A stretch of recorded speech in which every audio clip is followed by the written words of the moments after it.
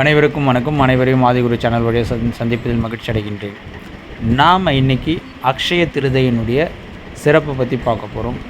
அக்ஷய திருதைன்னு என்ன, அக்ஷய திருதையில் செய்யும்போது என்னென்ன விஷயங்கள் வெற்றியை கொடுக்கும், அதனால் நம்ம அடையக்கூடிய பயன்கள் யாது அப்படின்றத பற்றி பார்ப்போம்.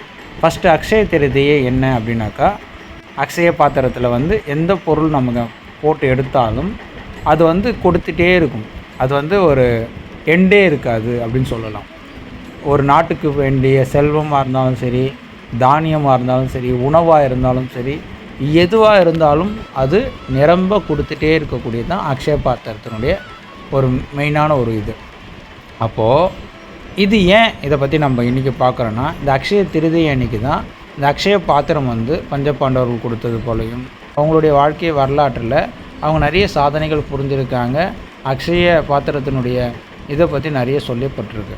அப்பேற்பட்ட இந்த நாளில் ஒருத்தவங்க வீட்டில் தங்கம் வாங்கிறதுன்ற ஒரு ப்ராசஸ் வச்சுருக்காங்க. வெள்ளி வாங்கணும், ஆபரணங்கள் வாங்கணுன்றது.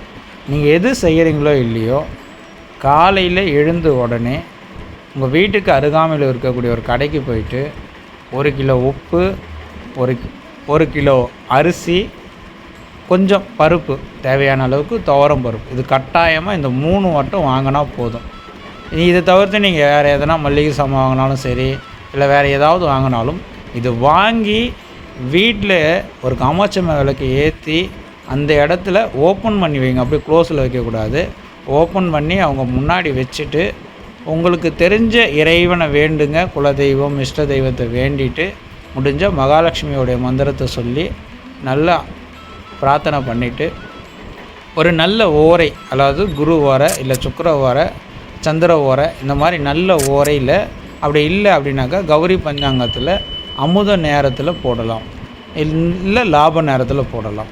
இந்த நேரத்தில் எடுத்துகிட்டு போயிட்டு உங்களுடைய உப்பு வச்சுருக்குன்னா உப்பு உடைய பாத்திரம் நீங்கள் எதில் ரெகுலராக எடுப்பீங்களோ அதில் ஃபுல்லாக நிரப்பிடுங்க. அரிசி வச்சுருக்கீங்கன்னா அரிசி பாத்திரம், பானையாக இருக்கலாம், இல்லைன்னா பார்த்திங்கனாக்கா ஒரு ட்ரம்மாக இருக்கலாம், அதில் அந்த அரிசி 1 கிலோ அரிசியை கொட்டிடுங்க. அதே போல் துவரம் பருப்பு நீங்கள் எந்த பருப்பு எடுப்பீங்களோ அதில் நிரப்பிடுங்க.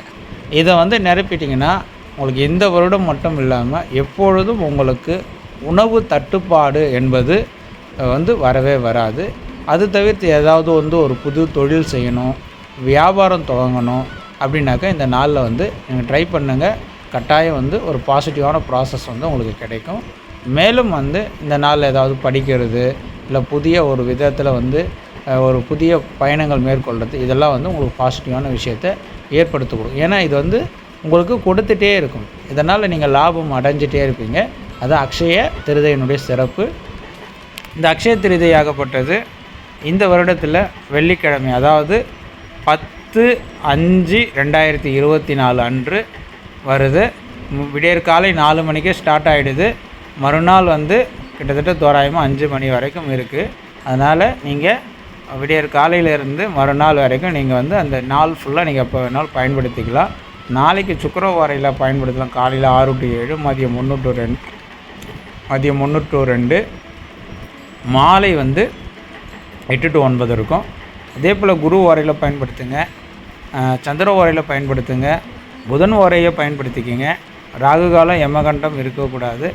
இதை மட்டும் கொஞ்சம் பார்த்துக்குங்க. மற்ற பிரகாரம் எந்த நேரத்தில் வேணாலும் இறைவன் முன்னாடி வச்சு பயன்படுத்துங்க. குறிப்பாக காலை இல்லை மாலை நேரத்தில் பயன்படுத்துங்க. தீபம் ஏற்றக்கூடிய நேரத்தில் நீங்கள் வேண்டுதல் வச்சுட்டு செய்யுங்க. இன்னும் பாசிட்டிவான விஷயத்தை நிறைய கொடுக்கும். நன்றிங்க. மீண்டும் ஒரு வீடியோவில் நம்ம சந்திப்போம். நன்றிங்க. சிவாய நம.